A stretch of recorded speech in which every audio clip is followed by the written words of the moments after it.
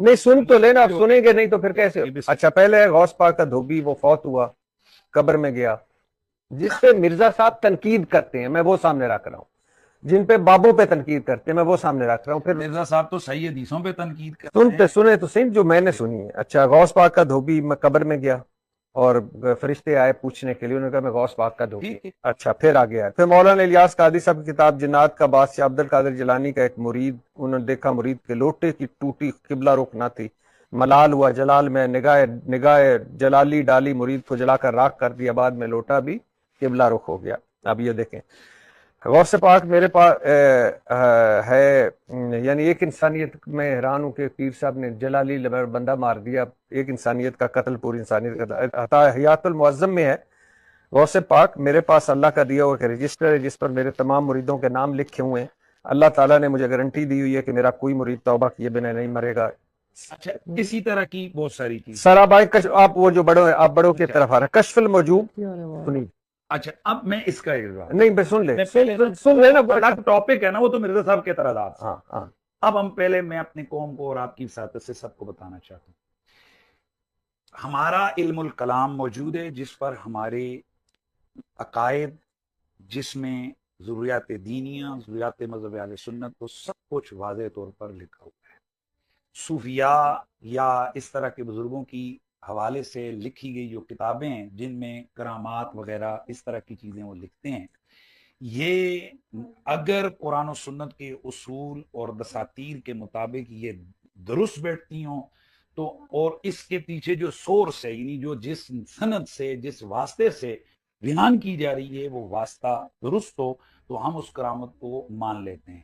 کرامت کے ذریعے سے نہ ہمارا حلال ثابت کرتے ہیں ہم اور نہ ہم اس سے حرام ثابت کرتے ہیں. ایسا نہیں ہوتا کہ یہ بات حلال ہے کیوں فلانے نے خواب میں یہ دیکھا، ایسا نہیں ہوتا. حلال اور حرام اور ان تمام چیزوں کا دار و مدار قرآن. سر قرآن میں اسی پہ پلیز خدا کے لیے، جتنی بھی صوفیاء کی کتابوں میں اس طرح کی باتیں، یہ جسٹ یہ جو کتابیں ہوتی ہیں ان کا اتنا ہوتا ہے کہ ان میں اگر کوئی اچھی تعلیمات کے حوالے سے فلان نے ایک کام کیا اس کو یہ اجر مل گیا، یہ تاکہ لوگوں کی ذہن سازی اس حوالے سے ہوتا ہے.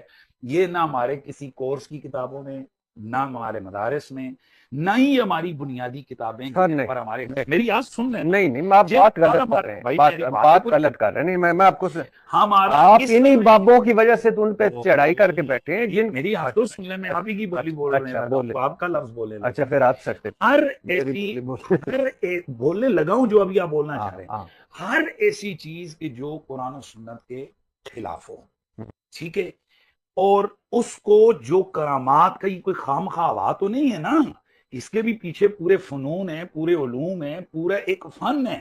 اس کو سامنے رکھتے ہوئے اگر وہ چیز ثابت ہو ان اصولوں کے ذریعے سے کہ کہاں خبر سچی ہے کہاں خبر جھوٹی ہے تو پھر اس کرامت کو مانا جاتا ہے، اس سے بھی حلال حرام وغیرہ ثابت نہیں کیا جاتا. باقی اس طرح کی کوئی چیزیں تو جیسے حدیث کی کتابوں میں ضعیف روایتیں ہوتی ہیں چھوڑ دی جاتی ہیں. نہیں سر. اچھا حدیث کی کتابوں میں موضوع روایتیں ہوتی ہیں چھوڑ دی جاتی ہیں. آپ کا دفاع سن لینا سن لیں سر سن لیں، آواز تھوڑی سی نیچی رکھا کریں. اچھا میرا اصل اچھا آج اب کشف الموجوب علی اجویری رحمت اللہ علیہ کی، حضرت داؤد کی اپنی صحابی اوریہ کی بیوی پر نظر پڑی، اسے جنگ میں قتل کروا کر خود شادی کر لی. یہ حضرت یزید بستامی کا صحف جو ہے اس کو ثابت کرنے کے لیے، سکر ثابت کرنے کے لیے ان کا یہ دیکھیں نعوذ باللہ. حضرت ہمارے نبی کے اپنے صحابی زید بن حارثہ، یہ آپ نے پڑھی ہوئی ہے نا، آپ سوال کر زید بن حارثہ کی عوام کے سامنے سوال